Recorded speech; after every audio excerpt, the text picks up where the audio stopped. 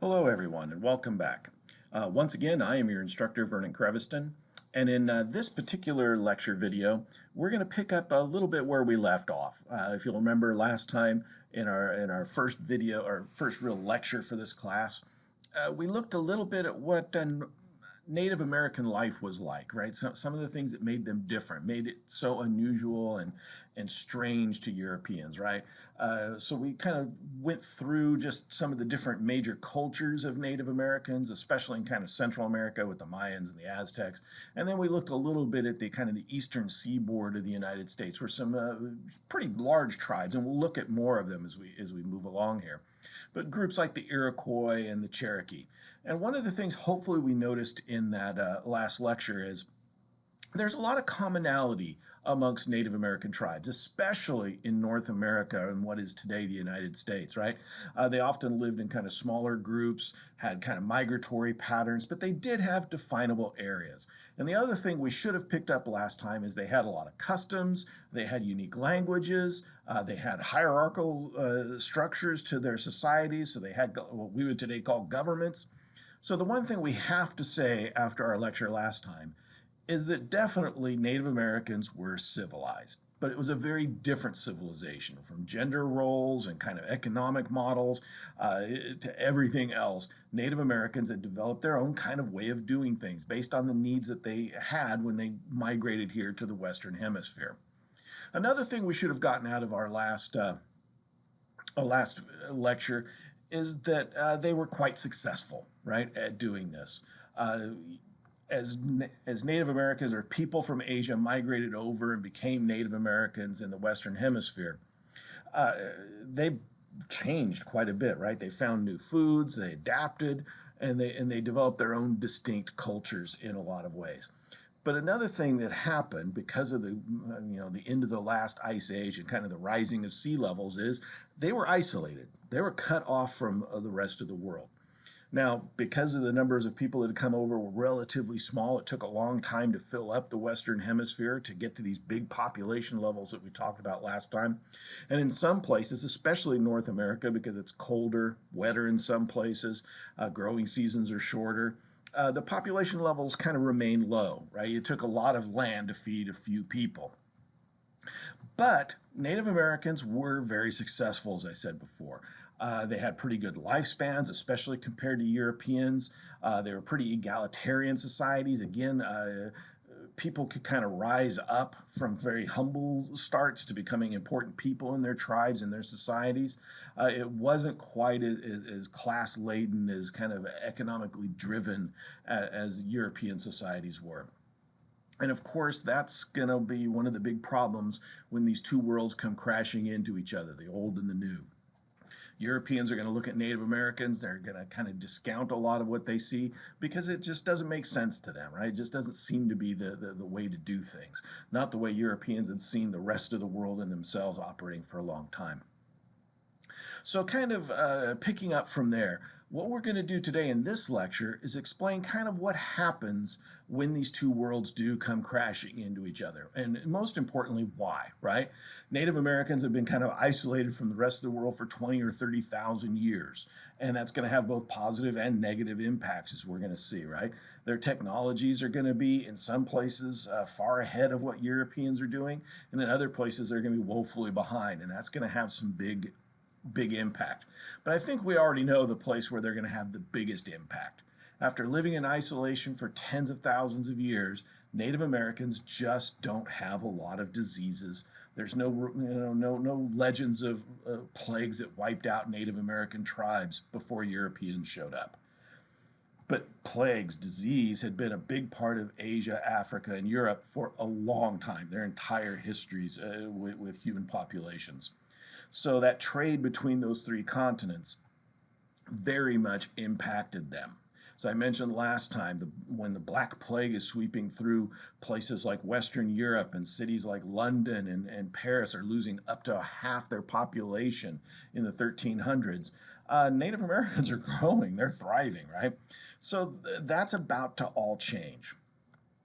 When Europeans come over, they're going to bring those diseases with them unwittingly, right? They don't think about these things. They don't know about these things yet, but it's going to happen nonetheless.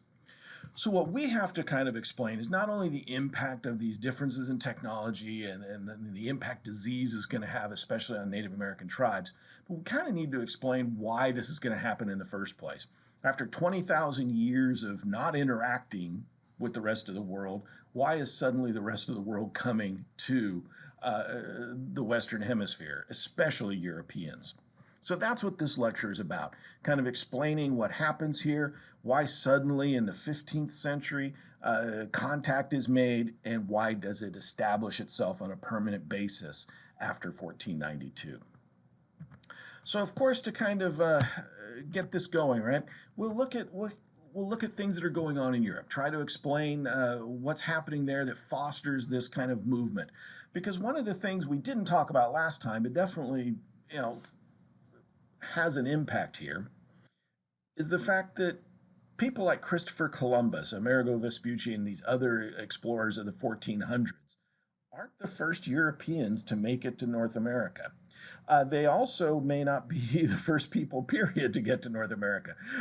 Besides Native Americans, there are legends or suppositions by some archaeologists and historians that people from Asia, right, Polynesians sailing across the Pacific may have gotten to South America, that some Japanese fishermen blown off course by massive storms could have made it to the United States, what is the United States West Coast or the western coast of Canada. So definitely Europeans may not have been the first, right? And even Europeans had done this multiple times before people like Columbus even showed up.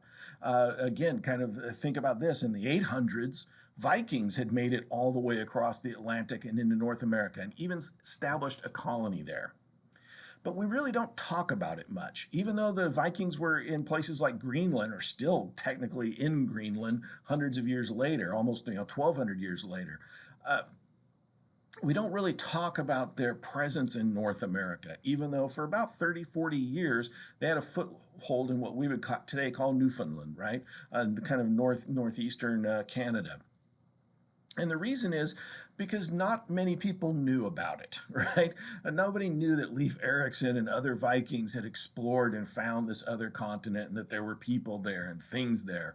The Vikings knew, they traded that information amongst each other. But because of language barriers and political barriers and, of course, wars, the Vikings were known as a warlike people. They didn't make a lot of friends in Europe. A lot of that information got kind of lost. And then eventually Vikings just kind of got absorbed into European culture as a whole, if you will, right? By the 1400s, the Vikings had disappeared and become the Danes, the Swedes, the Norwegians, right? The Finns are a different ethno group, but still kind of in that Nordic ideal. So they don't have the impact that's about to happen here in the 15th century with people like Columbus. So what we need to do is explain what has happened here by the 1400s that first of all makes it possible for Europeans to now make it to North America, and of course explain why they want to get there in the first place, right? Especially since they don't even know about it. So we're going to kind of go through that in this lecture and kind of explain how this happens, what's going on in Europe to make this possible, and then of course who are the people that are the first to contact, Native Americans in the Western Hemisphere, and then we'll kind of go through this process. And we'll start with and take a look at quickly one of the biggest, most powerful empires the Europeans are going to create here in the New World, the Spanish Empire. We're going to show what a game changer it is to build one of these European empires in the New World, just how much resources, how much wealth these empires can build for these European countries, how it can really change the game, so to speak. So that's kind of what's on tap in this lecture. And to start with, we'll kind of look at what's going on again in Europe. Remember, here in the 1400s is this age of exploration starting to unwind, starting to happen here in Europe. It is also kind of a cultural rebirth in Europe. For a long time, Europe had been struggling since the fall of the Roman Empire. Now, struggling is kind of a strong word here. It's kind of a misnomer. Europe was just developing in different ways during this period from the fall of the Roman Empire in about 453 AD all the way through to the early 1400s.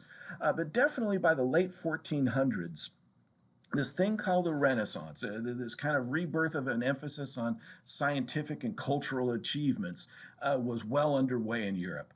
It had recovered from the plagues that had ravaged it in the High Middle Ages, right?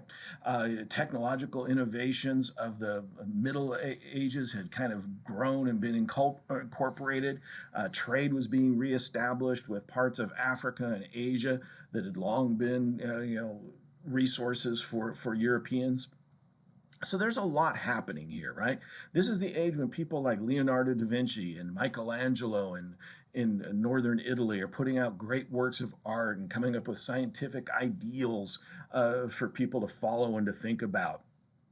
So this is a pretty exciting time. And as Europe kind of recovers from this kind of chaos that happens at the fall of the Roman Empire in the 5th century AD, well, new nation states have emerged from the old Roman Empire, right? There isn't one empire in Europe. There's a bunch of smaller countries kind of defined by their own cultures, their own language groups, but they have one religion, right? And that is the Roman Catholic Church is what we call it. They're all Christians, but they all follow one kind of Christian orthodoxy. The Catholic Church, run out of Rome, the seat of the old Roman Empire. So there's a lot going on here in Europe at this time. As Europeans are starting to trade, these different European nations like France, parts of Germany, Germany doesn't exist as a country, but those little principalities, the little portions that will eventually become Germany, are trading with the rest of the world. The English are trading, the Scots are trading, right? All these different groups are going out into the world trying to kind of reestablish contact, if you will, with trading centers in Asia and Africa. And of course, as they're doing these trades, getting these resources, these goods, these luxury goods that they want access to, they're also picking up information, scientific ideas and inventions. Things like the compass that were actually being used by Chinese and Arab sailors are taken by Europeans and actually improved on, made better.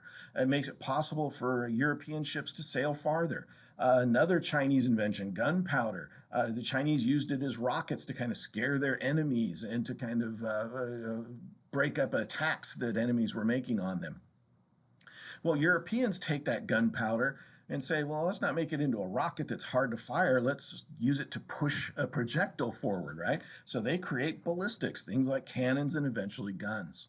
So Europeans are really on the move here, right? They're growing, their wealth is building, and they want access to more and more things, especially things from Asia, silks, spices, all those kind of things. And one of the things that's driving a lot of this is part of these cultural advancements. People like Marco Polo, a merchant and an explorer from Italy, he travels to what is called China today, right? He goes to the Chinese Empire, the Han Empire, and he sees the wealth they have. He sees how huge it is, how organized it is, and he brings those stories back.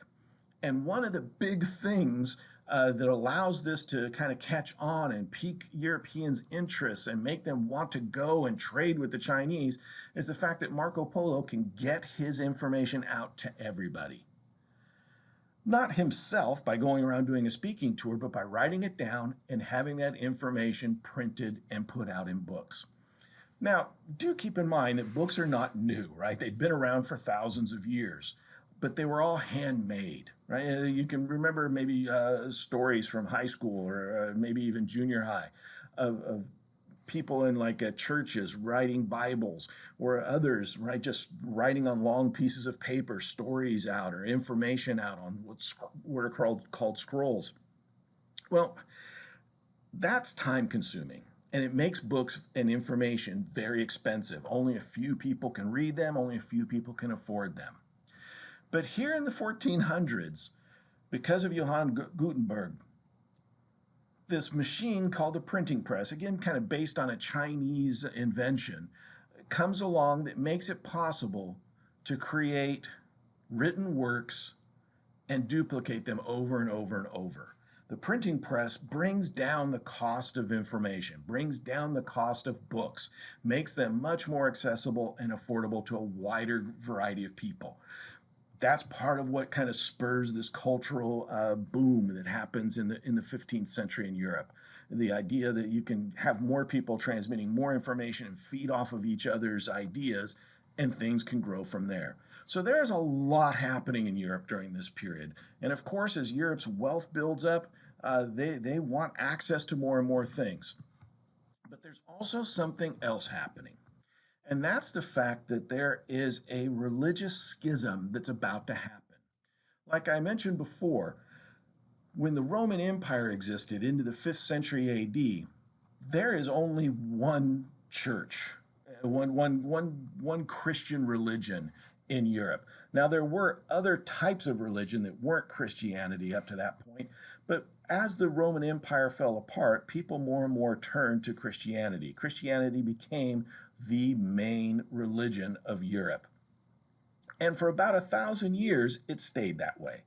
The Christian church, what we today call the Catholic Church, was very kind of protective of its domain, right? It didn't allow people to come in and practice different types of religion, like Jews or Muslims. They fought against them very, very hard. And they also stopped people from trying to change the Catholic Church. But by the 15th century, right, just after this contact period that we're going to be talking about today, well, there are some big changes. Some people have become disenchanted with the Catholic Church, as we call it today. The universal church, as historians kind of look at it. This church that existed for 1,000 years as the kind of the sole dominant religious force in Europe. Some people felt it had become corrupt, that it had lost its way, that it wasn't doing its job anymore. They began protesting against it. They began starting their own types of churches to try and reform religion in Western Europe. So not only do we have kind of a cultural rebirth taking place, not only do we have kind of an economic recovery as well as a geopolitical realignment of Europe with new nation states kind of getting a start here during this period, but we also have religious conflict as well. Countries are starting to kind of change the religions they follow. Not every country is Catholic, right? No longer do they all follow the Pope in Rome as their religious leader. New religious leaders are starting to emerge in places like Switzerland with John Calvin, parts of Germany like Martin Luther. All these things are kind of happening at the same time.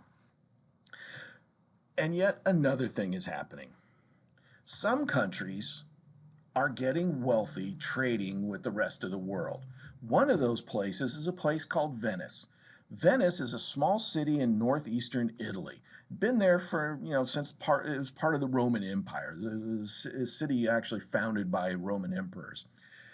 Well, since the fall of the Roman Empire, it's been essentially a city-state, a city and a small territory around it that is controlled by itself. Well, here in the 15th century, this little tiny city called Venice is now a huge trading operation. It has traders going everywhere across the Middle East and into Asia, trading with all kinds of different groups of people and bringing all of those goods, all those services to Europe through the Mediterranean. And it was making them a lot of money. They had exclusive trading rights with what are called the Ottoman Empire of kind of the Middle East, what is in today's Turkey. And that Ottoman Empire traded exclusively with Venice, which meant if you wanted goods from China, you had to pay to get it through the Middle East, get it through Central Asia, you had to get it through the Ottomans, then the Venetians would take it and bring it to you and sell it to you. So the markup was pretty high, but the business was also very good for Venice. They were making a lot of money. They were becoming a rich city-state. And a lot of countries were thinking, why can't we do this? Well, the simple fact is it would have been expensive to try and take Venice out. Because they had so much money, they had a lot of ships, they were able to hire a lot of soldiers. They were a formidable opponent. One country in particular says, let's try a different way, right? And that is, of course, Portugal. Portugal is a small country on the Iberian Peninsula, where Spain is and takes up most of that peninsula. Portugal had originally been part of this Iberian province, part of the Roman Empire. But around the 12th century, Portugal had broken off and became its own independent entity, right? They spoke a slightly different form of Spanish that today has evolved into Portuguese, right? And they have a somewhat of a different culture than the rest of the Iberian Peninsula.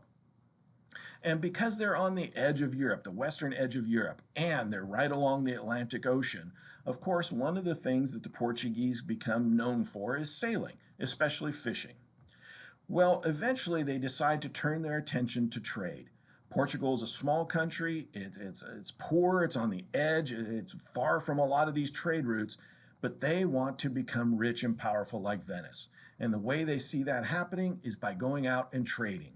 And after news of exploits like Marco Polo, who's able to travel all the way to China and come back and tell his tale and talk about all the amazing luxury goods that are there, Portuguese leaders decided it's worth trying to get there. But they know they can't go through the Mediterranean, that's closed to them, the Venetians control it. So they decide to go a different direction. They were going to go south, sail around the coast of Africa, and make it to India and China by sailing through the Indian Ocean and parts of the Pacific. Now, a lot of people thought that that was too far, too difficult. But because of all these scientific advancements that had happened, they had better ships than they'd ever had before. They had better sailing techniques than ever before. And of course, they had better instruments than ever before. Their compasses were more accurate. They could actually pull this off. So here in the late 1400s, the Portuguese are actually pulling it off. They're doing this. They're establishing small trading posts along the African coast where their ships can stop and get supplies and get more people if they need them. And then sailing around Africa all the way to India and Asia. And of course, then they're trading, bringing home luxury goods and selling them even cheaper than the Venetians are. Because of course they can, right? The Venetians have to pay so many middlemen to get goods from India and Asia. The Portuguese are cutting out all those middlemen and allows them to sell products much cheaper. And of course, that means their demand is a lot higher. They are making a lot of money. And of course, a lot of other countries start saying, hey, wait a minute, the Venetians are doing good, the Portuguese are doing good. Why don't we get involved in this? So there's a lot happening here during this period, right? There's a lot of forces at play, and it's kind of interesting to kind of take a look at it. Here in kind of a map form, you see what we're talking about here. There isn't one giant Roman Empire anymore. There's a thing called the Holy Roman Empire, but that's more of a religious vestige of the Roman Empire than anything else. It's not really a political unit anymore. Europe has been broken up into a bunch of small countries and principalities, right? Places like England, Scotland, Norway, Germany doesn't even exist as a country. It's a bunch of small little territories jockeying with each other for control. About the only thing that's really kind of emerging out of what we call Germany is a part of it called Prussia, right around where Berlin is today. Italy's divided up into a bunch of these city-states like Venice or Naples or Genoa. So, and on top of all of that, they have these religious differences, right? Instead of all belonging to the same church, now other churches have emerged, and that adds another layer of competition and animosity to these countries. It's another drive to say, hey, we need to have better trade, we need to build up our economy, we need to defend ourselves or to take out our enemies that we perceive these other countries to be. So there's a lot of pressures to get involved in this trade, right? Not only do your populations just want luxury goods, but you feel like you need them to help spur your economy on as well. And that's what brings us to this guy. He, of course, is Christopher Columbus, a person that I call maybe the luckiest man to ever live. And as I kind of tell you his story, maybe you'll agree with me or not, I don't know. But this guy, Christopher Columbus, is an Italian. He's a Genovese, right? He's from Genoa, a city kind of on the opposite side of Italy from Venice. It's on the northwestern side of Italy instead of the northeastern where Venice is. He is a good sailor and a fairly decent captain. Not much of a businessman, but he actually does know how to sail a ship and how to get that ship places. He's been working for the Portuguese and other groups of people for years now. And here in the 1490s, he's come up with a pretty wild idea. He's going to start going around to different kings and queens, different courts of Europe, these leaders of European countries, and start coming up with a proposal for them. A business venture is what we would call it today. He's going to go and ask these kings and queens for money to buy ships and sailors and crew and supplies and sail and establish contact with Asia, and India. Get those luxury goods that Europeans are so wanting of. Well, that in and of itself sounds exactly like what everybody else is doing, right? But everywhere Columbus goes, he gets turned down. He goes to the Germans, he goes to the French, he even tries the English, and they all say, no, we're not interested in your plan. So the popular notion is, right, the myth we tell ourselves is that when Columbus goes and tells these kings and queens how he's going to make them rich, they all laugh at him. So what's the story that you always heard, especially when you were a kid in grade school? Well, Columbus's proposal is not to go east. That's tied up by the Venetians. Can't go south. That's controlled by the Portuguese. So what's left? Sail west. That's Columbus's proposal. We're going to sail west and get to China and get to India. Our ships are good. Our men are good. We know how to do this. We can make it there and get a lot of supplies, get a lot of luxury goods, and sail back and get rich. So why did they say no to him over and over again? Well, again, as kids in school, right, we know that there's a popular fiction of the time that by sailing west, you will fall off the edge of the world. Except that's not true. Nobody in Europe at the time, especially any educated person, ever thought Columbus was going to sail off the edge of the world, right? That's kind of a myth that kind of gets born because of maps in the 17th and 18th centuries that just kind of depict the world as ending, right? The reality is something much different. While Columbus is a fairly decent sea captain and a below average entrepreneur, chief executive officer, he's a horrible mathematician.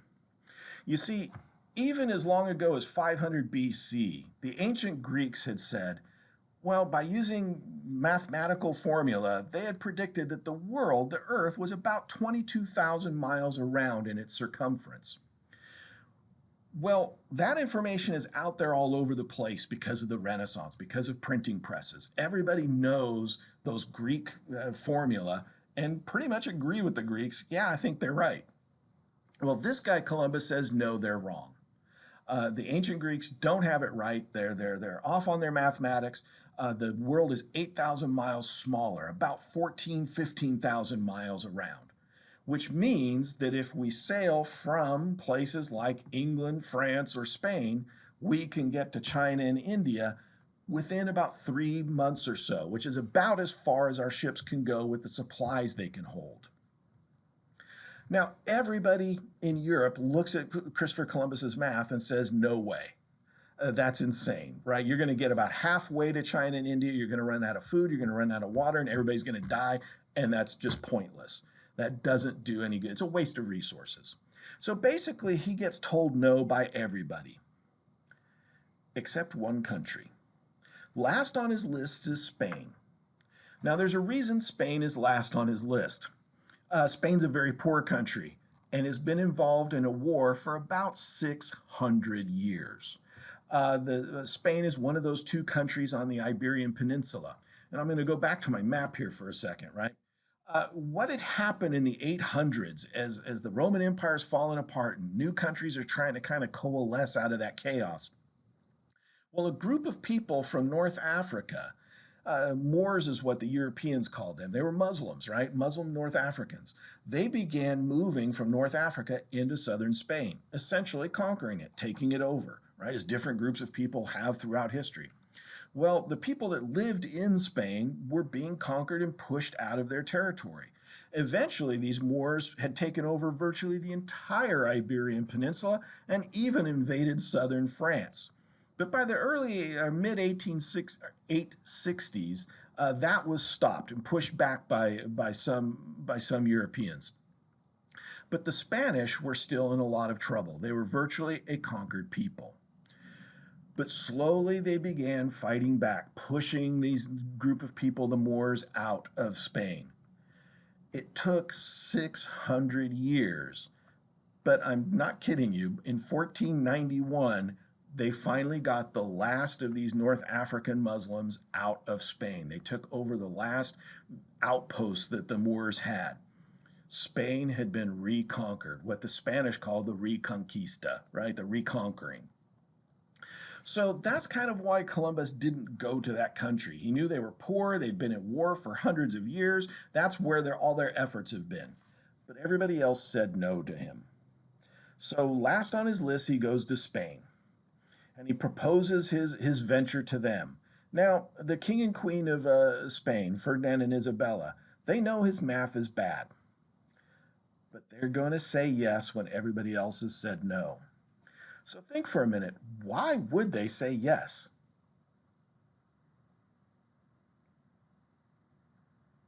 Well, what do you think? I think they're going to say yes because they have nothing to lose, do they? They're poor, they're desperate for money, they need to revitalize their country after having such a long, arduous war. Religious wars are sometimes the worst, right? The Spanish are very Catholic, the Moors were Muslims, right? It's very easy to kind of see each other as the enemy and define each other by their religions. It had really torn Spain apart. They need access to wealth. This guy's promising to make them rich. So they decide to go for it. They can only give him 3 ships and about 90 men, but he takes it. He's got no other offers.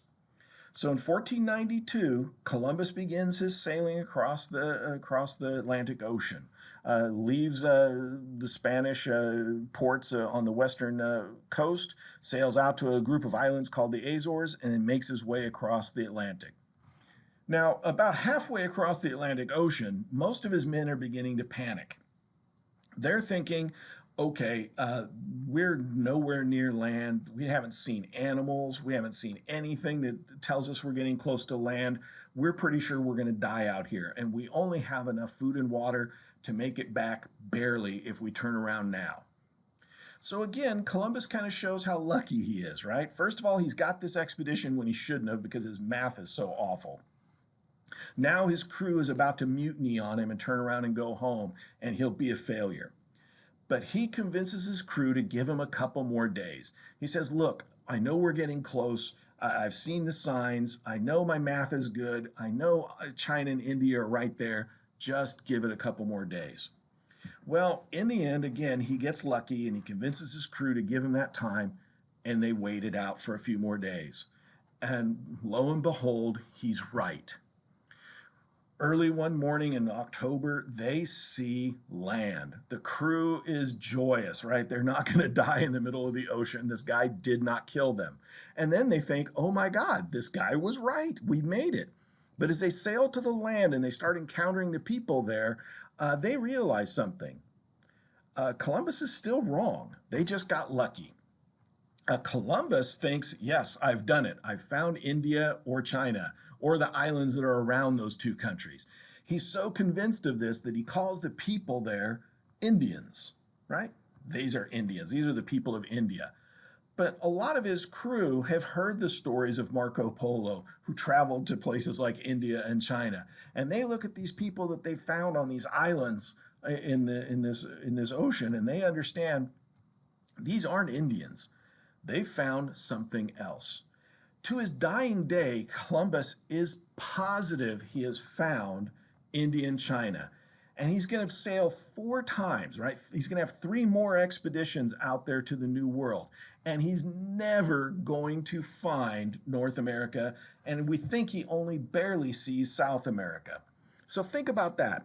This guy, Christopher Columbus, is bad on his math, takes a group of men and almost kills them by running them out of food and water on the ocean, gets lucky, finds some islands in the Caribbean, thinks that he's found China and India, calls the people there Indians, even though they're not, right? They're something new and different. And then can't find the 2 big continents that are there, North America and South America. And yet, what do? We name things for him left and right? The city of Columbus, Ohio is named after him. The Columbia River between Oregon and Washington, named for him. Heck, our nation's capital, Washington, D.C., District of Columbia, right? There's streets called Columbus Street all over the United States named for this guy, even though he never set foot in North America or South America. Essentially, this guy went on a Club Med tour of the Caribbean, saw all the best beaches, right? So I'm being a little jokey here, but In the end, this guy's a failure, actually, right? He didn't find China and India, even though he says he did. Everybody else knows he didn't. Other explorers are going to come and try to figure out just what has he found, and can you get to China and India anyways, right? Beyond all of this. When he dies in 1506, he's essentially forgotten, and he's essentially penniless, right? He never got rich like he was hoping to. He never found those trade goods from China and India that he wanted to sell and make money on. But he does open up a door. Because of the printing press, when Columbus gets back to Spain, it's not just the Spanish are going to know that he found something, everybody's going to know. The word spreads like wildfire. There is something else out there. And his name stays connected to this day, right? So this guy, Columbus, again, incredibly lucky. And he's about to change everything, right? Because when he makes his establishment, when he establishes contact with the Western Hemisphere, that is going to be permanent contact. Again, the Vikings did it for a few decades, but nobody really knew about it beyond the Vikings. Maybe some Polynesians, maybe some people from Asia, Chinese or Spanish or Japanese fishermen. But that was very tenuous contact as well. It wasn't constant, wasn't really widespread. But this is going to change everything. Europeans know about this. Europeans are going to come and investigate what this guy, Christopher Columbus, has found. And it's going to have an incredible impact on the entire world, as a matter of fact, right? Something else we're going to name after Columbus is this exchange between Europe, Africa, and Asia and the Western Hemisphere, North America and South America. If you remember from my lecture last time, these Native Americans in the Western Hemisphere have found a lot of great foods, things like potatoes, right? Very fast growing. They can grow in a lot of different environments, loaded in carbohydrates, fill you up, easy to grow, right? They've got them. Nobody else does. Tomatoes. Native Americans have them. Nobody else does. Corn, again, a sweet tasting, filling food that grows quickly. They've got it. They have all kinds of foods that nobody else in the world has access to, and they're all incredibly healthy for you. Now Europeans are going to have access to those foods. That means that Europe's population is going to be able to boom as it never has before. They're going to be able to feed more people on less land, and they'll be healthier actually, right? Now, of course, the Europeans are going to bring some food stuff with them, right? There aren't any oranges, there aren't any lemons in the Western Hemisphere, but Europeans are going to bring those. The grapes that are natural to North America aren't the same as what happens in Europe, so those are better, right? Bananas from Africa. So there's a lot of give and take here. Sugarcane especially grows well in the Caribbean of the Western Hemisphere. That's from Africa. So there is a lot of give and take here, right? Another thing Europeans are going to bring with them are a lot of animals that have become extinct in the Western Hemisphere. Things like cattle, right? There were kind of a type of cattle, we call them bison, right, or buffalo, but they're gigantic and they're bad tempered. So you can't really herd buffalo, right? But cattle, much smaller, easier to domesticate, provides nutrients or other things like milk and cheese products, and of course meats, right? Sheep had been extinct for the most part in a large part of North America, but now kind of these smaller, easier to control, easier to eat sheep are brought over. Pigs had become extinct in North America; those are reintroduced into the Western Hemisphere, and of course the big one, horses. Horses had also kind of disappeared in North America. Now that's going to happen. So this guy, Christopher Columbus, puts into play this big exchange of foodstuffs, animals, people, ideas between the Western Hemisphere and the Eastern Hemisphere. And he's going to change everything. In the lower picture here, on the lower left, a picture of the fruit basket. If you stop and think about it, that fruit basket wasn't possible before Columbus. Pineapples and some of those other fruit were only available in the Americas. If you were European, you couldn't have most of the things in that basket. Also think about this, the picture on the right down at the bottom, right? This one right here. One of the quintessential Italian dishes we think of. Remember, Christopher Columbus, Cristoforo Colombo, is actually Italian. He never had anything like pasta before. He couldn't have because tomatoes didn't exist for Europeans before he found the Western Hemisphere. So the world is about to change in massive ways. But there, of course, is one thing that totally unbalances this equation. Europeans are going to get a lot out of this, and so are Native Americans. But the big thing Native Americans get from all this are those diseases that Europeans, Africans, and Asians have been trading with each other for 30 or 40,000 years. Native Americans haven't. They've been isolated. They have a great immune system to the things they brought with them from Asia, but that's about it. These new diseases are running rampant through them. Sort of like what's happening in our own time today, right? New diseases pop up and we have no way to really control them. We have to figure out a way to immunize ourselves. Well, in the 15th century, nobody understands germs. Nobody understands viruses. This stuff is just going to run unchecked through Native American populations. It totally unbalances this equation. And it's going to make it possible for a lot of these Europeans who don't have a lot of people, who don't have a lot of military power, honestly, to come in and start taking over parts of the Western Hemisphere. So that is a big story that takes place here, right? Now, again, on this map, we see some of these explorers from the Western Hemisphere, right, from the Eastern Hemisphere, from Western Europe. People like Columbus, he's in purple here, going again throughout the kind of the Mediterranean or the Caribbean. There are others sailing for France and sailing for England that explore parts of North America. Others from Spain that follow Columbus, like Cortez and Coronado and La Salle and De Soto. And they're exploring all throughout North America and into South America. So Columbus kind of kicks the door open, and a lot of other people are going to follow through and try to see exactly what it is that is out there, right? Is this actually part of Asia, or is it something different? They quickly come to the realization it's something different. They're going to keep looking for that Northwest Passage, as it's called, right? This ability to kind of sail around the Western Hemisphere to still get to China and India. But they're going to quickly find it doesn't exist. After a few centuries of looking, they realize there's only really one way, and that's around the tip of South America, and it's a dangerous voyage. It's a long voyage. It's just easier to go the other way. But regardless, this contact is now permanent. Over the next 50, 60 years after Columbus's first voyage, more and more Europeans are going to come over to see what's there. What does this new world have to offer? But of course, the ones that are there first are the Spanish. That's who Columbus was working for. They're the ones that have the first shot at this. And the way I always kind of explain this, not to trivialize this and not to demean what's about to happen here, but it's kind of like going to the beach on a hot day. You do not want to show up at the beach at 3 or 4 o'clock in the afternoon because all the good spots are taken. You're not going to be anywhere close to the water.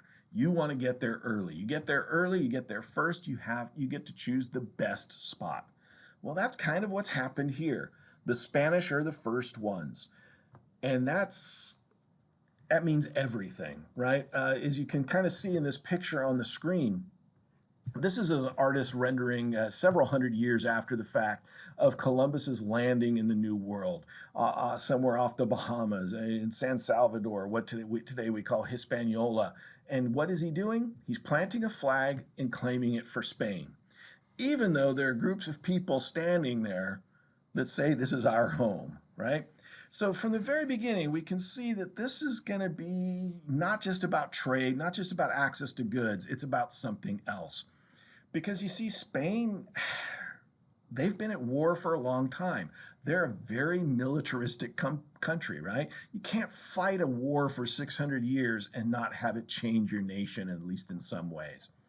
Especially a religious war that's so messy and is so deeply held, right? And of course, they're desperate to exploit some of the resources of these lands that they've just found. And another thing they want to do, people like Columbus and the people sailing with him, is they want to spread their religion. After having fought against a different religion for hundreds of years, they want the world to be like them. So that's kind of what's been unleashed here when Columbus sails for the Spanish. A bunch of Spanish soldiers that don't have a war to fight now have something to do. A country that needs money has a place to explore and to try and exploit. And they're told by Columbus, you can do this, right? One of his first letters he writes when he gets back from his first voyage in 1492, he writes to the King and Queen of Spain, trying to explain what he's found here. And he goes through and explains kind of what the geography of the area is, what kind of plants he saw, what kind of animals he saw, and then he gets down to the people he saw. Now remember, originally he called them Indians because he thought they were people from India or near India, close enough for him. But look at how he describes them, right? His crew knows that they're not Indians, that they're something else.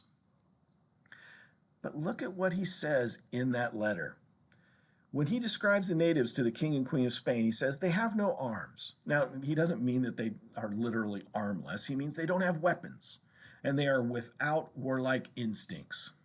He says they all go naked and are so timid that 1,000 would not stand before 3 of our men. Now stop and think about what he just said, right? He says, hey, look, they don't know how to fight. They don't have weapons. They're naked. So again, they're immediately here. One of the first Europeans to find Native Americans, and he's already demeaning them. He's saying, hey, look, they don't dress like us. They don't know how to behave like us. They're not good like us, right? And then he says something else that's incredibly powerful. He says, look, 3 of our soldiers can stand up against 1,000 of them. Think about what that means, what he's saying here. I mean, does anybody really think that's possible? Could 3 soldiers stand against 1,000 people by themselves? I don't think so, right? There's no way you could deal with 1,000 people coming at you at one time. Yet Columbus makes it sound like you could, that basically you can conquer these people if you want, and nothing's going to stop you. He goes on to say, so that they are good to be ordered about. So conquer them, and now you can make them do whatever you want. To work and sow, that means plant crops, and do all that may be necessary. Now stop and think about that. What's he describing here? You can go conquer these people and make them work for you. He's basically saying you can enslave these people I just met a few weeks ago. So this is an incredibly powerful thing, right?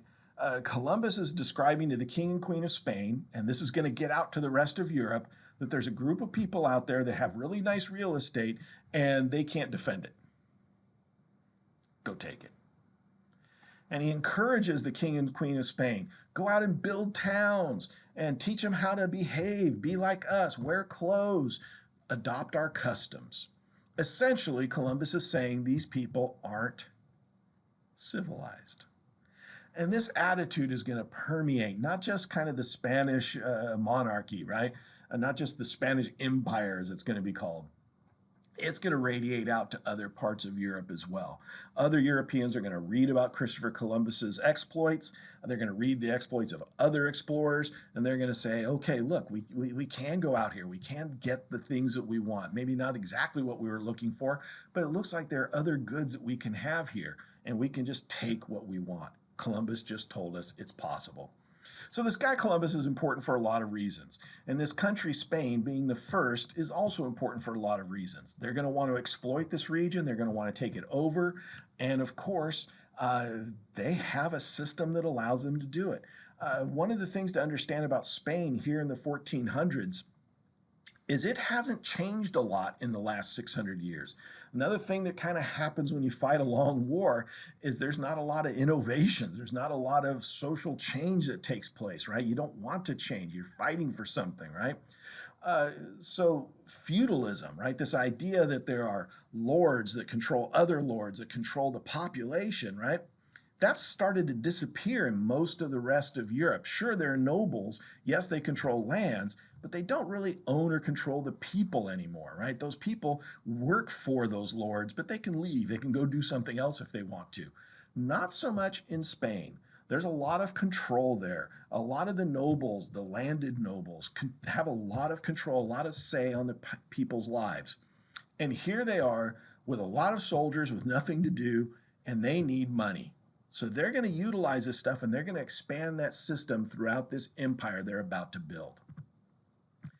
So let's really quick kind of just take a look at Why does Christopher Columbus think this way, right? Why does he look at these Native Americans that he's just found, just met, and say, hey, we could conquer them, take their stuff. It's okay, right? Well, it goes back to these ideas that we kind of talked about last time. When Columbus and his men show up, they hit about 3 or 4 islands on their first voyage. And every island in the Caribbean has a different group of natives speaking a different language, right? And when the Europeans, when the Spanish, right, Columbus go and try to interact with these Native Americans, they find it very difficult to find somebody that's actually in charge, right? These are a bunch of small little groups, family groups, working together on maybe one island, maybe even a couple different tribes living on some islands. So being able to identify who's in charge, being able to actually establish some kind of communications are very difficult. And of course, different people in Native society are in charge of different things. So one minute you're talking to one guy that's in charge, and then they tell you, no, this other person's in charge. And you don't understand, why don't they have one person to speak for everybody? So they start kind of discounting these differences, these Europeans do, especially Columbus. He looks around in the Caribbean and there aren't any of these great cities, right? The Aztecs are in Mexico, the Mayans are in Mexico. There aren't any of these great structures. He doesn't see written works. They don't make books like they do in Europe. And for all of that, he says, look, that means they're not civilized. And a lot of other Europeans start to agree. Because these people can't defend themselves, that means this land's up for grabs. And of course, they also say that they're not using the land right. They don't build fences. They don't control their borders and defend them like you're supposed to. They don't have forts, right, to tell groups of people this isn't yours, right? They don't have a legal system to clearly identify who owns what. And the other thing that they notice is they're not doing things the right way. The women go out and grow the food, the men clear the land, and then the men disappear and go off and do other things. They say, for all these reasons, Europeans look at this and they go, these people don't know what they're doing. They need us to come in and civilize them, to make them do things the right way. And along the way, we'll just take over and make this ours. Columbus told us it's possible. So there's a lot happening during this period, right? There's a lot of moving parts to this that we have to kind of keep in mind. What we're going to turn our attention to right now is just what evolves out of this and what it does for the Spanish, this contact that Columbus kind of puts in play. Again, the Spanish are first. They're going to get their pick of areas. Columbus, on his first voyage, establishes Spain's first colony on the island of Hispaniola, what is today the Dominican Republic in Haiti. Most of the men that he leaves behind there, because one of his ships gets damaged and can't sail back, they're going to die or join the natives. But Spain has already started claiming territory, and that is just going to grow here during this period. So how does that happen? Well, the easy way to explain this is by looking at a couple of examples of what happens. About 25 years after Columbus discovers the Western Hemisphere, the Spanish have been pumping people, mainly soldiers or former soldiers, people like this guy in the upper right-hand corner, Hernan Cortez, into the New World. Now, up to this point, they really haven't found a whole lot in the way of mineral wealth or resources that make them a lot of money.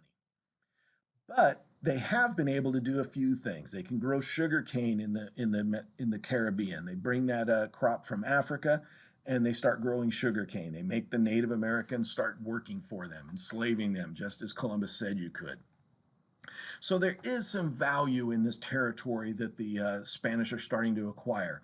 But for the most part, the Spanish are kind of locked in to those islands in the Caribbean, kind of between Florida and the Yucatan Peninsula. And as they kind of explore, the Spanish keep hearing stories from natives that they meet in North America and in South America, that there are rich natives out there, that they do have this yellow metal called gold. And for most Europeans, gold is money. And if they can find a lot of it, Spain can get rich. And of course, remember, that is one of the reasons why Spain wanted to do this in the first place, was to get rich. So one of these soldier explorers that's come over here looking to get rich, get land, get wealth, become important and powerful, is this guy Hernan Cortez. Excuse me. He's gone to Cuba, one of the bigger islands in the Caribbean. And there he's working for the governor of Cuba as kind of a mercenary, if you will, right? A soldier for the Spanish army, which he was a part of. Cortez has been able to acquire a little bit of land. He's going to become kind of a minor noble if he stays here in Cuba. But he has bigger ambitions, right? He wants to be rich and powerful. And he keeps hearing these stories that there are natives out there with lots of money, lots of gold. But he can't seem to find them. But eventually he narrows it down. It must be somewhere due west of Cuba, probably a long ways, but not like sailing across the Atlantic, something much shorter, just a couple weeks' journey. So eventually he talks to the governor of Cuba and says, can you give me about 600 troops, about 12 ships, and I'll go make us rich. I think I know where these rich natives are. Well, the governor of Cuba originally says, sure, why not? I mean, we all want to be rich. I'll get a share of this, right? Remember, this is a top-down system the Spanish have built. If somebody like Cortez finds a lot of money, he's got to give money to the governor that sponsored his journey, and he has to give money to the king and queen of Spain. They're his lords, right? They're the people in charge of him. That's what a feudal society is all about. So the governor thinks, hey, we can make a lot of money on this. Sure, let's go ahead and do it. But then he thinks, hey, wait, I haven't gotten approval yet from the king or queen. So he's about to change his mind. Cortez hears about this and decides, that's it. I'm leaving now before this guy can change his mind. So he gets his men on his ships and sails quickly.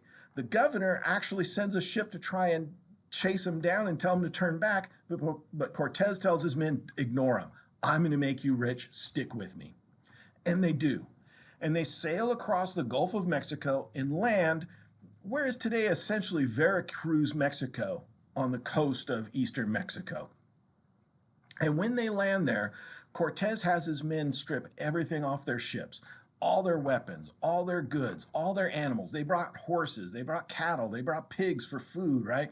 They brought dogs, big giant mastiffs, 100, 150-pound dogs are incredibly strong, have powerful jaws, right? Hunting dogs is what the Spanish used them for. They've brought all that stuff with them, including a few cannon and guns. He has all of their supplies taken off the ships, and then he burns his ships. And think about what that means. What is Cortez just told his men when he burns those ships? It's we're going to get rich or we're going to die trying, right? And I think that's a rap song, but by 50 Cent, right? Yeah, it's something like that. But anyways, right? This guy Cortez has just told his men it's do or die. And they quickly start moving into the interior of what is today Mexico, into what is the Aztec Empire at the time. And they start finding native tribes. And what they find out is that these native tribes keep telling them, yeah, there's some rich guys around here, but it's not us. We've been conquered by them. And what Cortez is able to kind of figure out with the help of a few natives that learned to speak Spanish is that these natives don't like each other. A lot of these tribes that the Aztecs have conquered and have used as sacrifices in their religious ceremonies aren't happy with the Aztecs. And they're looking for somebody to help them overthrow the Aztecs. And Cortez says, I'm that guy. He makes alliances with these native tribes. Says, rebel against the Aztecs, help me conquer them. I want their wealth. You guys can do whatever you want after we win, and we'll all work together. It'll all be great. Now, the natives think this makes sense to them, right? There's only 600 of these Spanish guys, so if they try to double cross us or try to, conquer us, we'll just kill them, right? The real enemy here is the Aztecs. Well, of course, Cortez has exactly that plan in mind. He's going to use all these natives to help him take over the Aztecs, and then he's just going to take over everything once they're out of the way. So once again, you kind of see these differences between natives have big deals, right? Big issues.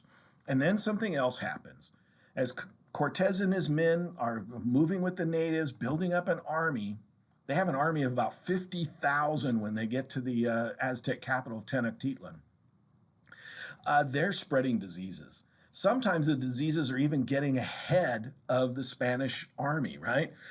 Because the natives are going and telling the next community, the next tribe, hey, guess what's happened? A group of strange people have shown up with strange things, and they're going to take out the Aztecs. Which side are you on? Well, most of the natives say, well, we're not on the Aztec side, so we'll join you or we'll just stay out of it. But eventually, they start dying from diseases, and a lot of people convince themselves, oh, we've done something bad. Our gods are punishing us by sending these strangers with all these strange weapons and these strange diseases, and we're being punished.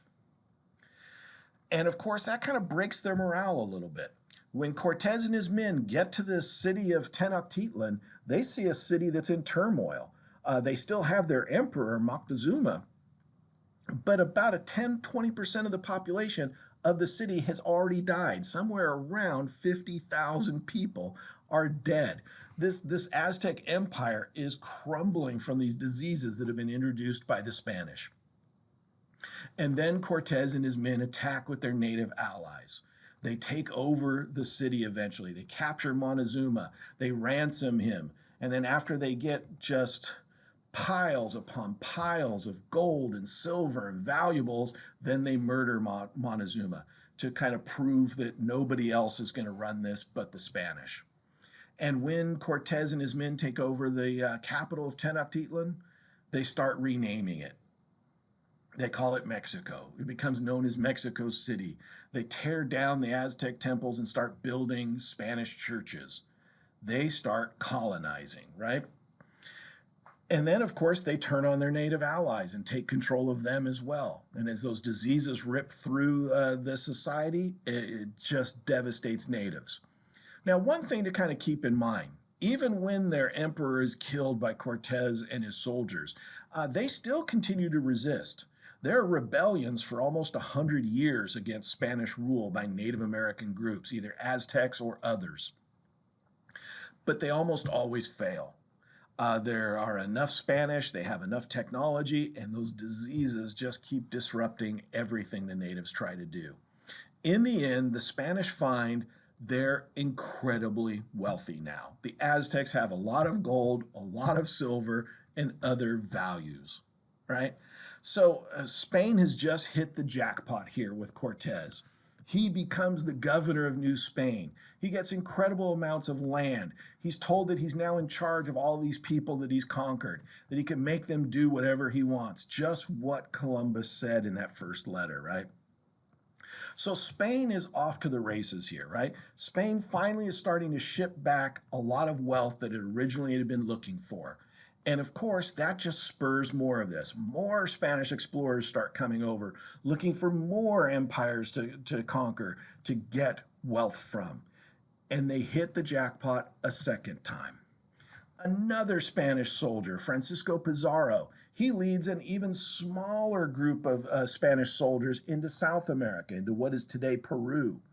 And there they find the Inca Empire that is at the moment torn apart in a civil war. Two brothers are fighting to see who's going to be the emperor of the Inca people. And when Pizarro and his soldiers show up, they make a deal with one of the brothers saying, we'll help you become the emperor. You just help us get rich. And of course, the brother says, sure, right? I need to get control of this empire. I'm going to do it however I can. There's only 150 of you or so. I'll kill you if you try to double cross me. Well, same thing happens as kind of what happened with Montezuma and the Aztecs. Pizarro and his men help put down the other brother. They install their guy as the emperor, and then they kill him, essentially saying, we're in charge now. And the Inca are being devastated by diseases just like the Aztecs were. They find it difficult to actually fight back effectively. They're often leaderless. Both sides lost their leaders here, so the Spanish fill that vacuum and take over. Again, a lot of the Inca will fight. They'll try to hold on, push back, but within about 5 years' time, the Inca Empire has also been conquered by the Spanish. Once again, vast wealth in gold and jewels is available to the Spanish. They're going to be sending treasure fleets home for the next 300 or 200 years. About every 4 or 5 years, the Spanish will load up enough ships with treasure, with valuables, to send them home. Spain is getting rich off of this. People like Pizarro and Cortez are getting rich and famous off of this, which is just going to spur more and more Spanish to come and expand.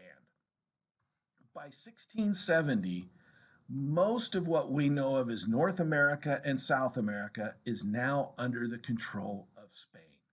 Think about it, right?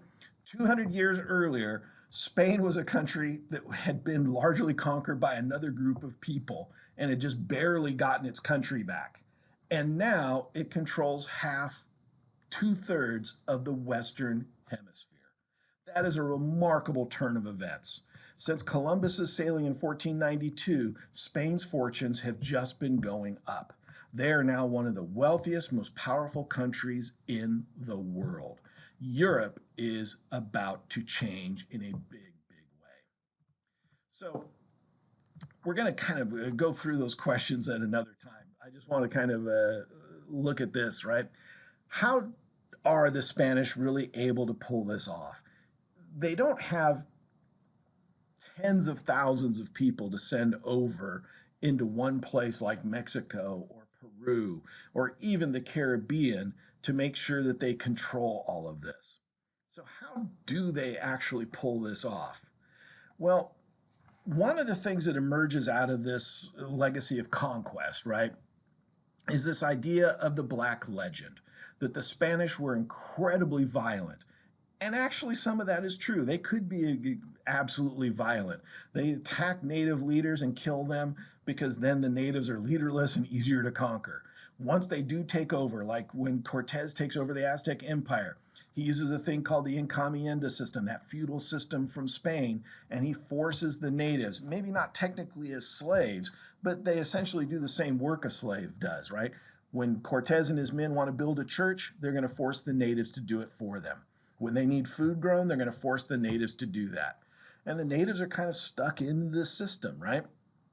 And they're basically wiping out the natives. They're telling the natives, you need to dress like we Spanish do. You need to speak like we Spanish do. You need to pray like we do. They're wiping out native culture. So this Black legend kind of starts to emerge from all these stories. People like this one Spanish priest by the name of Bartolomeo de las Casas, he writes back all these atrocious things that Spanish soldiers are doing, killing children, just burning people alive just for the fun of it, right? And taking bets on how long it takes somebody to drown, right? The Spanish are being kind of brutal in some cases. And this guy De La Casa says this has to end, right? We can't be doing this. After all, if we kill all these people, enslave them all, they won't become good Christians, they won't become good Catholics. My job is to make them good Catholics, and I can't do that if they're dead.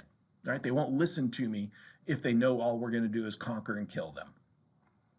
So he helps kind of popularize this idea of the Black Legend, this guy De La Casas does, in a series of letters that he writes to the King and Queen of Spain in the early 1500s. But he actually does get the Spanish to change some of their ways. They're still going to keep control of all the land. They're still going to keep control of all the wealth.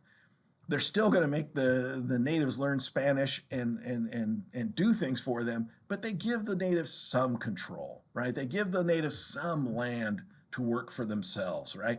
They give them at least a little bit of autonomy. And one of the things that De Casas leaves out is the fact that a lot of these Spanish soldiers, well, there are very few women from Spain coming over.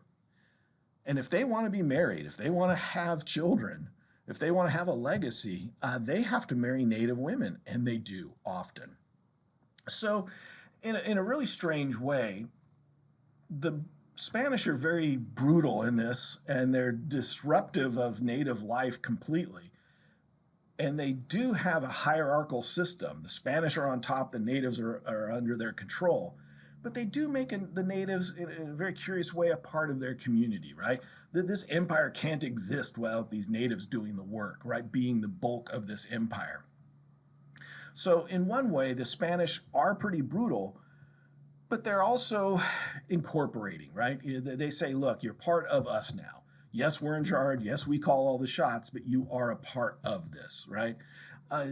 What we'll need to see is that going to be true for a lot of other Europeans, right? Are all Europeans going to do the same thing?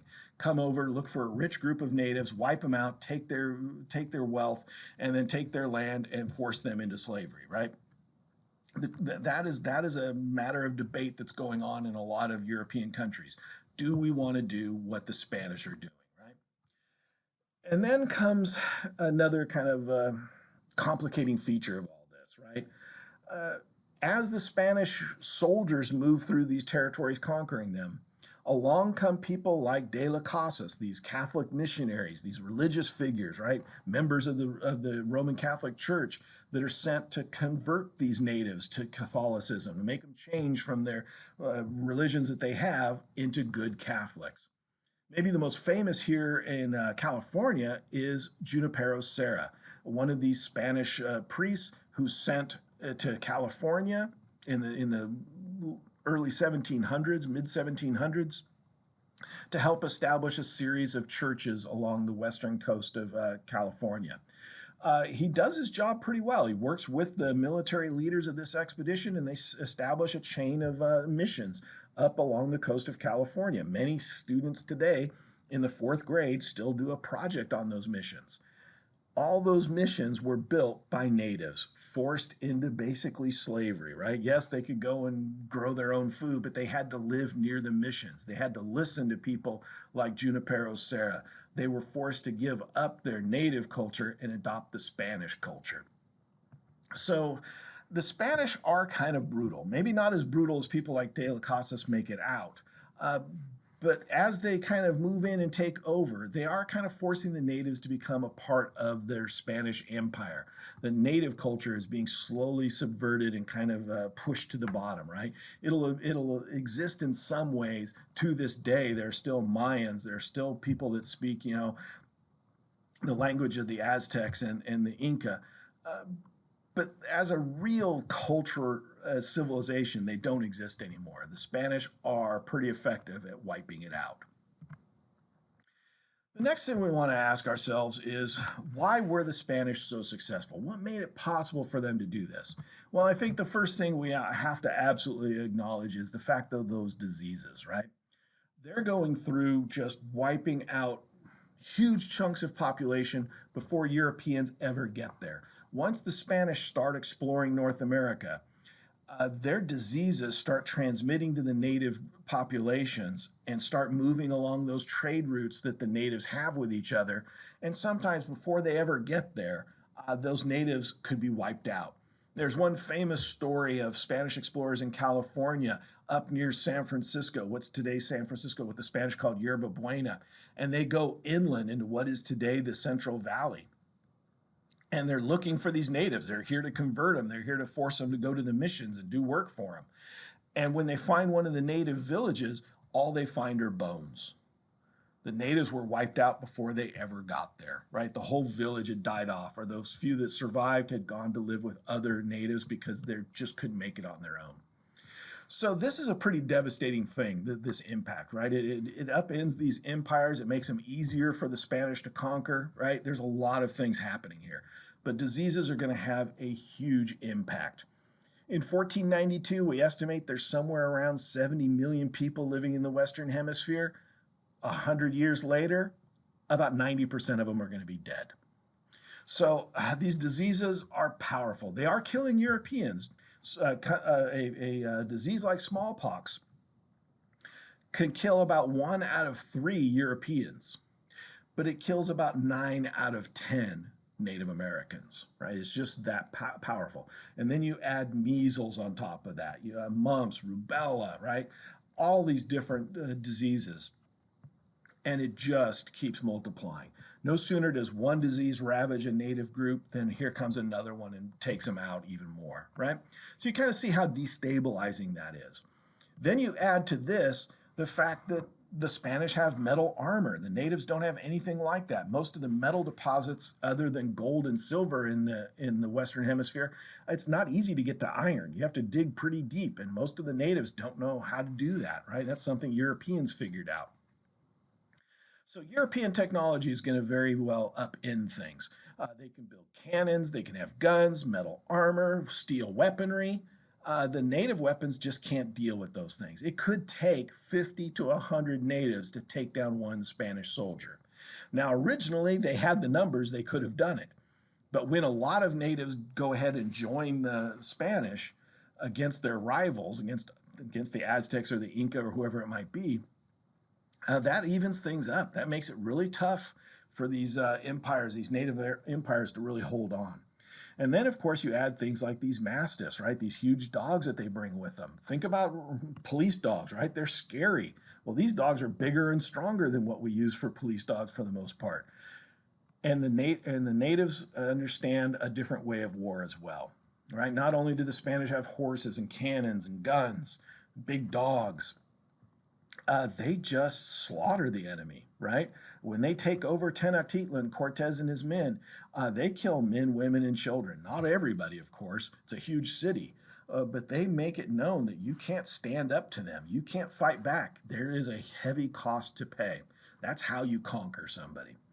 So there's a lot of factors going on here, but all of these together really does lead to an inability of natives to really deal with the situation. Their leaders are kind of at a loss as how to deal with these invaders. The people themselves are being stricken by diseases and losing faith in that leadership. So when you look at those primary source quizzes for chapter 1, keep these things in mind when you're trying to answer that. When you read how Montezuma, the Aztec emperor, responds to news of these invaders coming in, kind of put yourself in his shoes, right? These guys have their own food. They have all these incredible weapons.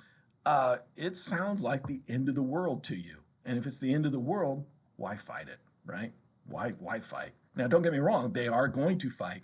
But sometimes the will's not there, right?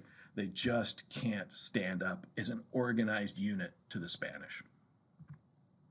All right, couple things I want to wrap up with here, right? One of the things is what happens as Spain builds this massive empire in the Western Hemisphere.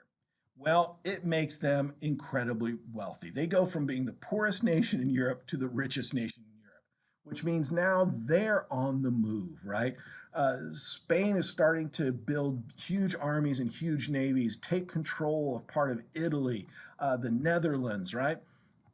The Spanish Empire isn't just growing in the Western Hemisphere. They now have islands in the Pacific. They now have parts of Europe.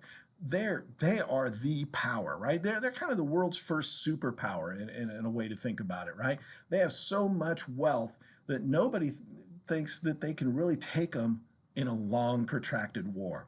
An example of what I'm talking about is what happens in 1588.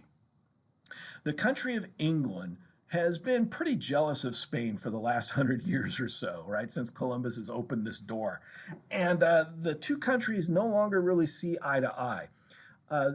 This thing called the Reformation, this religious schism that's taking place in Europe, well, it split these two countries. Originally, both England and Spain were both Catholic countries. But here in the 1540s, that's changed. England is now a Protestant country, and it no longer wants to listen or do anything that the Spanish are telling them to do. They are rivals. And some Spanish ships are being attacked by English ships trying to get that wealth, trying to get that money that the Spanish are getting. Eventually, by the 1580s, the Spanish decide it's time to teach England a lesson. They build an entire navy to transport a brand new army over and conquer England. It's called the Spanish Armada. It launches in 1588. Now, this scares England, right? They bring every ship they've got to try and defend their island from the Spanish. And they get lucky. The Spanish are not the best sailors in the world. The English are, really. And the English have some of the best ships and some of the best ships' captains, and they're able to hold off the Spanish Armada, and then a hurricane from the Western Hemisphere comes in and finishes that Armada off. So the English are able to stand up and hold off the Spanish. But here's the big point to take away here. When the Spanish are defeated in 1588, the English do not just declare victory and go about their business as usual. The Queen of England, Elizabeth I, says, all of our ships need to stay home because we think the Spanish will try and do this again. Now think about it. Spain has just built a 130-ship navy, attacked England, put an army on those ships to attack England, to invade it, and it's been wiped out. And what's England's first response? Oh, wait, they might do it again. That's how wealthy, how powerful Spain has become. The idea to the English is they can replace this stuff easy. This is no big deal for the Spanish. That's how much things have changed in Europe at this time. Spain is the power. And of course, Spain's going to do one other thing that we need to talk about here. Go back to that Spanish missionary I talked about, De las Casas. He was the one that said, hey, we need to treat natives with at least some respect. They are human beings. They are like us. They're maybe not at our level, but we definitely want to teach them how to be civilized like us. So De las Casas was kind of racist, right? But at least he sees people as people. And he's the one that asked the Spanish government to quit enslaving Native Americans. But then a lot of the Spanish in the New World that want this wealth, that want to grow food, that want to grow sugar cane, that want to dig gold, they say, what will we use for labor then? Well, De las Casas and a lot of other people say, hey, there's a ready labor force out there already. African slaves, the slave trade in Africa has already been going on for several hundred years. Europeans have already started to use on a very limited individual basis slave labor from Africa. De las Casas says that's what we should use for our slave labor. That's where Spain should look for this labor. After all, those Africans are used to our diseases. They won't die as quickly. They won't run off as quickly because they don't know the land. They're easier to control. So another big thing that happens here that we have to kind of keep in mind is as Spain expands and wants to, utilize all this wealth, all this land that they're acquiring, they need labor. The natives are dying. They're hard to control.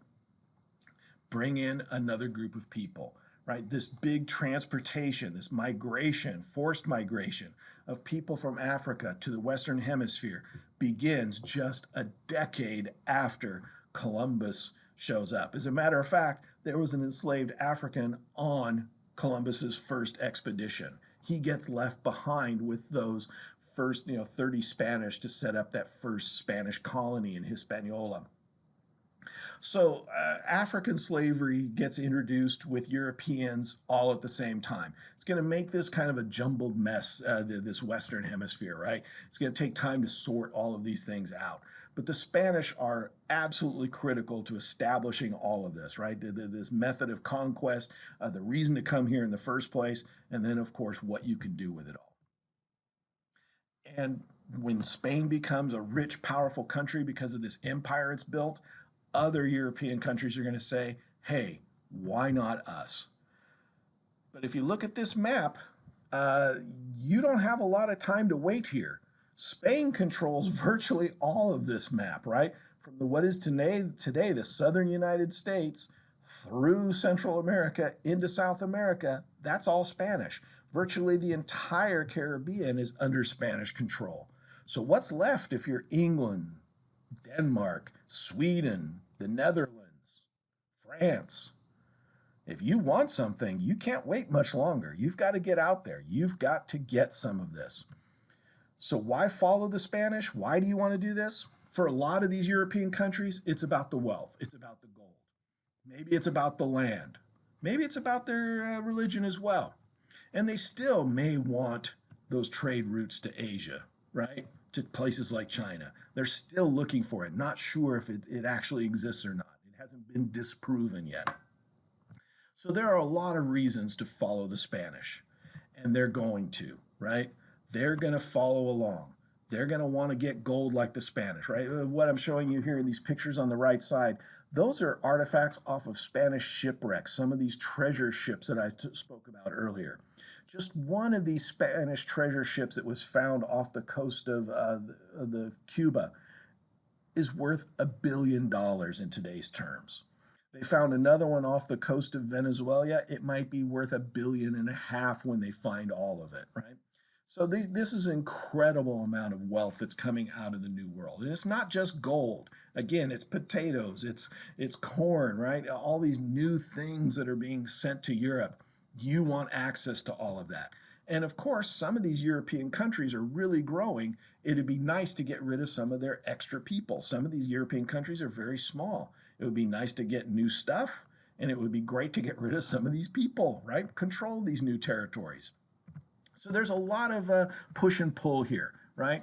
On top of all of the economic forces, you also have religious pressures, right? French Protestants called Huguenots. They're being kicked out of France. France stays a Catholic country. French Protestants aren't welcome there, so they have to find a place to go. What better place? Go to this new world. Same thing for English Puritans. They're Protestants, their country is Protestants, but they have a problem with other English Protestants called Anglicans, and especially their king. They leave and establish colonies. And of course, Catholics are coming from France, coming from Spain, and a bunch of other European countries.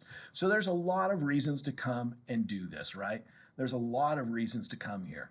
And then, of course, there's fur trade, another resource that we haven't talked about. There's fishing, great fishing sites off the coast of Canada. You can feed a lot of your population. So there's a real rush here, right? There's this real idea that, hey, we got to get here, get some of this now, or else there's nothing going to be left for us. Countries are going to get rich like Spain, or they're going to be swallowed up by Spain, right? That's what you need to do here. So kind of keep in mind all of those things as we wrap this up. The Spanish are able to build an empire, right? A very poor, backward country in Europe is now the dominant country in Europe, simply because Columbus got lucky. They've proven that if you use violence, you use your technological abilities, get lucky with some diseases in the right places at the right time, you can pull this off. You do not have to be a big, powerful country, right? Like France to do this. Even tiny little countries like the Netherlands are thinking, hey, we might be able to pull this off. Denmark's thinking, hey, maybe we could do this, right? So this is going to encourage all of them to come. But the ones that are going to lose out over and over again aren't these Europeans coming in, but the natives that they're going to displace. Between the diseases and the loss of territory and the loss of their culture, this is just an unmitigated disaster. In a very real way, it is an apocalypse for them. The world they know is gone and it's been replaced by something else. All right, that's where we're going to leave it for this time. Next time, we'll start looking at some of these other European empires that are being built, and of course, start looking at the English attempts at building an empire, following in the footsteps of Spain and how they do it. And we'll want to kind of compare how all these different Europeans go about doing these things. So that's what's on tap in our next lecture. All right, I'll see you then.